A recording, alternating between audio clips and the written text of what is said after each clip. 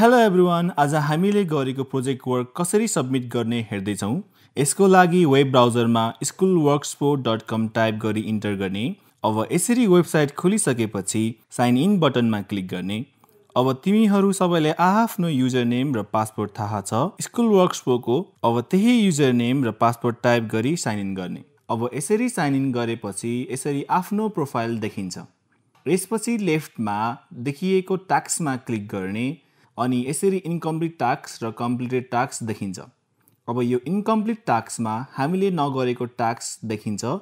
अब हामीले यो मिड इयर प्रोजेक्ट गरेको छैनौं, त्यसैले यहाँ यो टास्क देखिएको छ।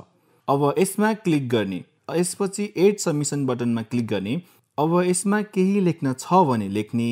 त्यसपछि तिमीहरूले गरेको प्रोजेक्ट वर्क कुन फर्मेटमा छ, इमेजेस, लिंक अर फाइल, त्यही अनुसार चुज गर्ने। म चाहिँ अहिले फाइल अपलोड गर्दैछु, त्यसैले यो अपलोड फाइलमा क्लिक गरे मैले अनि यो ड्रप फाइल अर क्लिक एरियामा क्लिक गरे।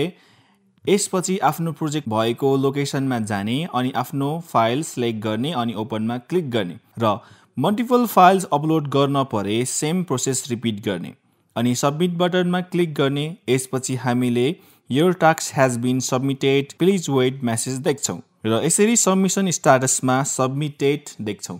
अब फेरि तिमीहरूको प्रोजेक्टमा केही चेन्जेस गर्न पर्यो भने यो अपडेट सबमिसनमा क्लिक गर्ने अनि गर्नुपर्ने चेन्जेस गरेर फेरि सबमिट गर्न सकिन्छ। अब यो राइटमा रहेको आफ्नो प्रोफाइल पिकमा क्लिक गरी ड्याशबोर्डमा जाने र टास्कमा क्लिक गर्ने। अब हामीले इन्कम्प्लिट टास्कमा खाली देख्छौं र कम्प्लिटेड टास्कमा हामीले कम्प्लिट गरेको टास्क देख्छौं अनि आफ्नो प्रोफाइलमा क्लिक गर्ने र लगआउट बटनमा क्लिक गरी हामीले यसरी लगआउट गर्न सक्छौं।